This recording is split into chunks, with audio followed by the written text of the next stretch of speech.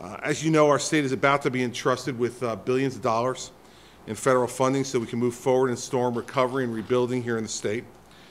I want everyone to have confidence that those funds are being spent wisely and that contracts are managed properly in every respect, from procurement to execution.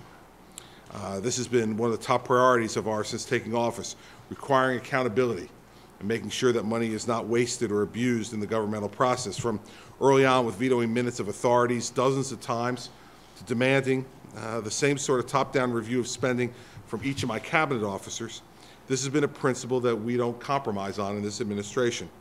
To that end, I'm putting in place important initiatives and safeguards today to ensure the integrity of this process and to ensure its transparency to the public.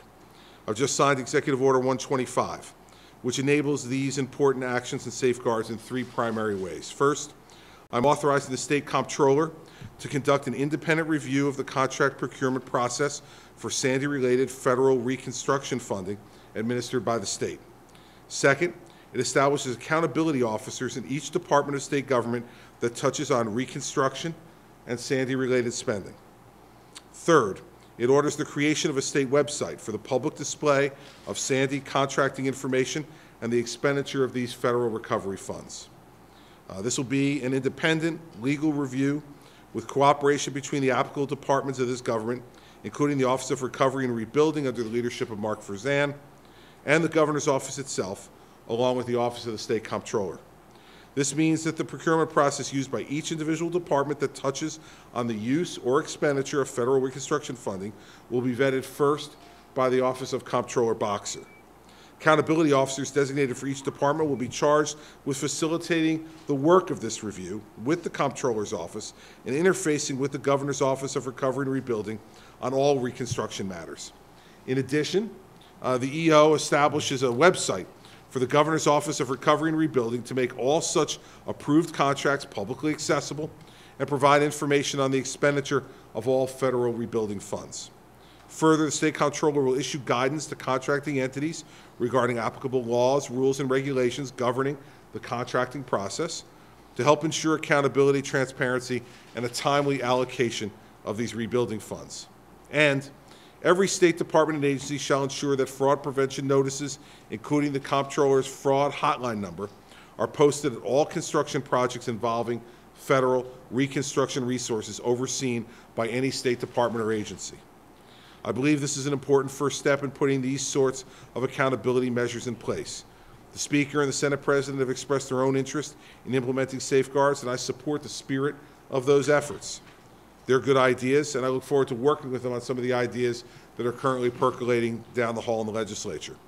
We all come from the same place on this. It's essential that we make sure we have the confidence of the people of New Jersey and the people of the United States in this process, and I'm equally confident that all the leaders here in the state will come to an agreement on what additional measures may be needed.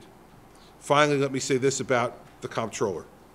As State Comptroller, Matt has established a record of independence and objectivity that was exactly what was envisioned when this position was created. He's been aggressive in his investigations and inquiries with the simple but important goals of ensuring that the government at all levels are adhering to a high standard of accountability and the proper use of taxpayer funds. That's why in the first year of this administration, we pushed for the consolidation of other agencies into the Comptroller's Office to give more resources under Matt's supervision. And we've been very pleased, as I think the public has been, with the performance of that office in the aftermath of the expanded resources they have. They've been even more active than before at all levels of government, and I commend Matt for that activity and appreciate his willingness to step up and expand his role in the context of Sandy spending. His office is perfectly suited to do this, and I'm thankful that he's still with this administration, working on all the important things he's working on, but now taking on this important task.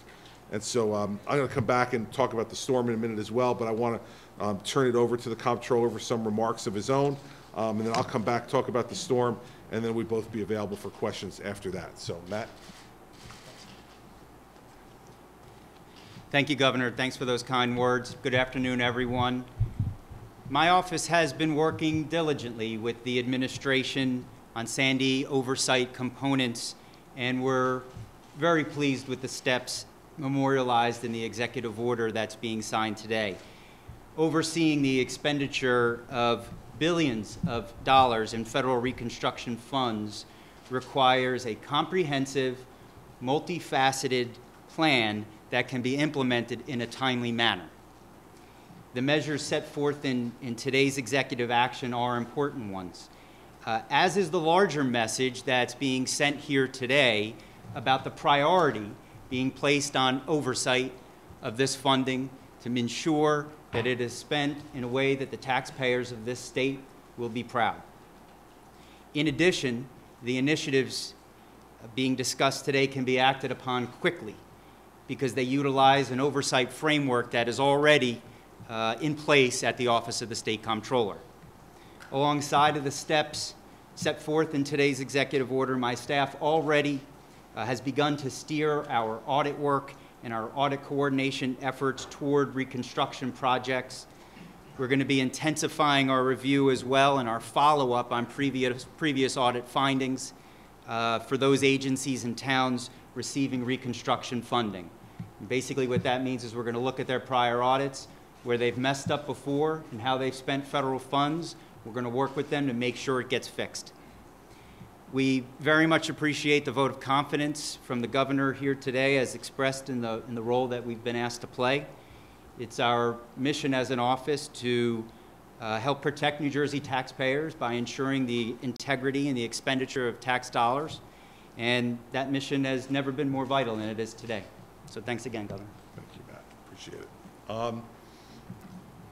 Also want to make clear that from my remarks and Matt's that this will also include, as we move forward with contracting, the pre-auditing of contracts by the Comptroller's Office in each one of the departments before they enter a final contract. And I think that'll be helpful as well in the future letting of contracts.